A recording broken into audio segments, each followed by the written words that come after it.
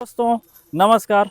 आज की कहानी कोई फिल्मी कहानी नहीं है, न ही यह किसी वेब सीरीज की स्क्रिप्ट है। यह एक सच्ची घटना है, एक ऐसा क्राइम जिसमें शादी, प्यार, धोखा, विश्वासघात, लालच सब कुछ शामिल है। सोचिए, एक लड़का जिसकी शादी को भी 45 दिन भी पूरे नहीं हुए हैं, घर में नई बहू आई है, परिवार खुश है, भविष्य के सपने बन रहे हैं और अचानक एक रात गोलियों की आवाज़ आती है और सब कुछ खत्म हो जाता है।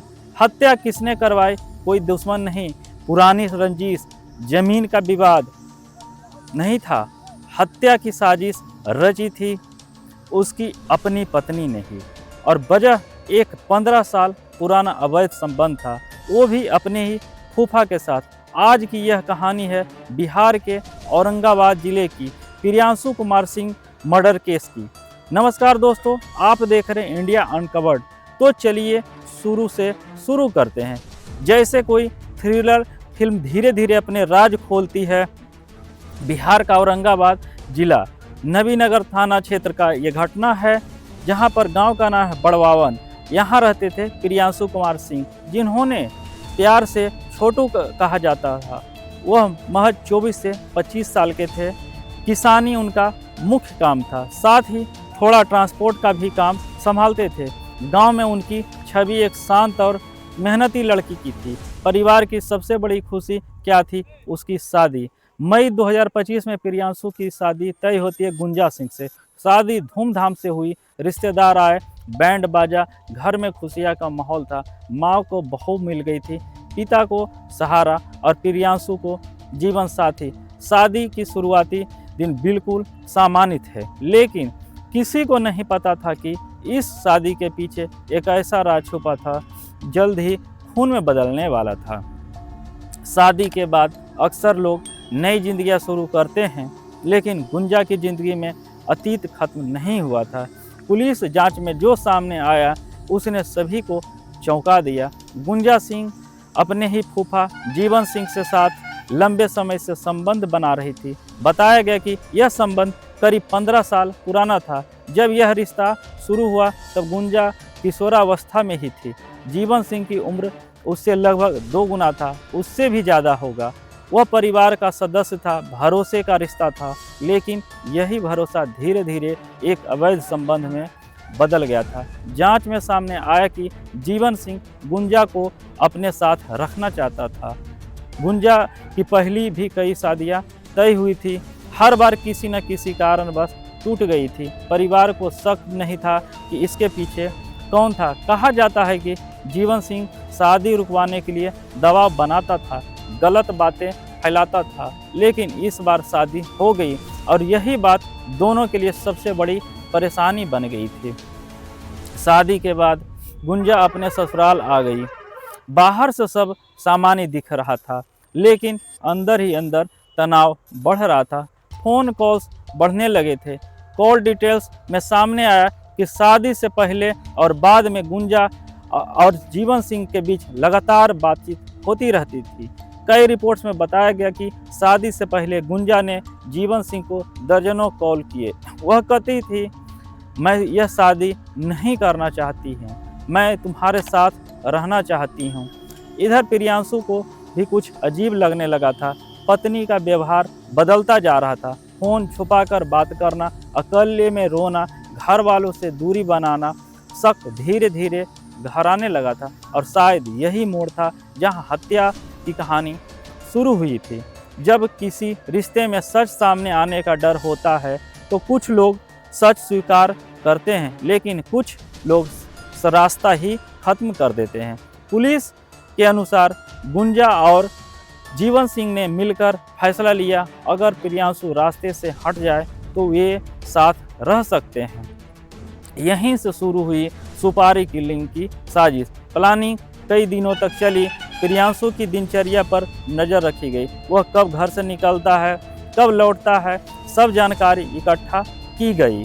लोकेशन और समय की जानकारी अंदर से दी जा रही थी। जीवन सिंह ने झारखंड से शूटर हायर किए। बताया गया कि करीब 10 लाख रुपया में सौदा तय हुआ। कुछ पैसे एडवांस में दिए गए, बाकी काम होने के बाद सब कुछ फिल्मी अंदाज में प्लान किया गया था, लेकिन यह कोई फिल्म नहीं थी, यह असली ज़िंदगी थी जो ख़त्म होने वाली थी। 24 जून 2025 की रात नवीनगर रेलवे स्टेशन के पास का इलाका। प्रियांशु अपने काम से लौट रहे थे। रात सामान्य थी, सड़कें लगभग खाली थी। उन्हें अंदाज़ा भी नहीं थी कि कोई उनका इंतज़ार कर रहा है। जैसे ही वह लंबो खाब मोड़ के पास पहुँचे, अचानक बाइक पर सवार लोग, कुछ सेकंड और गोलियां की आवाज़ गूंजी। 1 2 3 4 गोलियां सीधे सीने और सिर में लगी। प्रियांशु सड़क पर गिर पड़े। हमलावर भाग चुके थे। स्थानीय लोग दौड़े, उन्हें अस्पताल ले जाया गया, लेकिन जब तक बहुत देर हो चुकी थी। 45 दिन पहले जिस घर में शादी की शहनाई बजी थी, वहीं अब मातम छा गया। शुरुआत में मामला साफ नहीं था। पुलिस ने कई एंगल से जांच शुरू की, पुरानी दुश्मनी, लूटपाट, जमीन विवाद, लेकिन कोई ठोस कारण नहीं मिला। फिर जांच पहुंची मोबाइल कॉल डिटेल्स तक, और यहीं से कहानी बदल गई। गुंजा के फ़ोन रिकॉर्ड्स ने पुलिस को चौंका दिया। लगातार एक ही नंबर पर बातचीत, वह नंबर था जीवन सिंह का। पूछताछ शुरू हुई और पहले गुंजा सिंह ने टालने की कोशिश की, लेकिन तकनीकी सबूत मजबूत थे। आखिरकार उसने कबूल लिया। 2 जुलाई 2025 को गुंजा सिंह की गिरफ्तारी हुई। पूछताछ में उसने माना कि वह शादी से खुश नहीं थी। उसका संबंध पहले से ही शूटर्स भी पकड़े गए। कुछ दिनों बाद जीवन सिंह को राजस्थान के सवाई माधोपुर से गिरफ्तार किया गया। पुलिस के सामने उसने कहा, वो मेरे साथ रहना चाहती थी, उसका रोना नहीं देखा गया।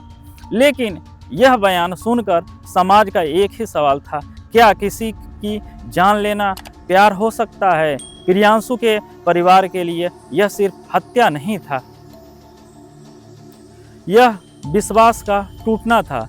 जिसे बहू बनाकर घर लाए, वही बेटे की मौत की वजह बन गई।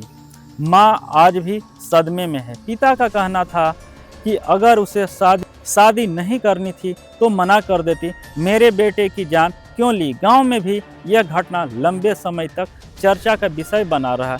यह केस कई सवाल छोड़ता है। क्या ज़बरदस्ती की शादी ऐसे अपराधों को जन्म देती है? परिवार में छुपे रिश्ते कितने खतरनाक हो सकते हैं? क्या भावनात्मक कमजोरी इंसान को अपराधी बना देती है? आज सुपारी किलिंग सिर्फ फिल्मों तक सीमित नहीं रही है। छोटे शहर और गांव भी इससे अछूते नहीं हैं। दोस्तों, प्रियांशु अभी इस दुनिया में नहीं है। गुंजा, जीवन सिंह और बाकी आरोपी जेल में हैं। लेकिन एक परिवार की खुशियां हमेशा के लिए खत्म हो गई। प्यार जब जुनून बन जाए और जुनून अपराध में बदल जाए, तो अंजाम हमेशा विनाश ही होता है।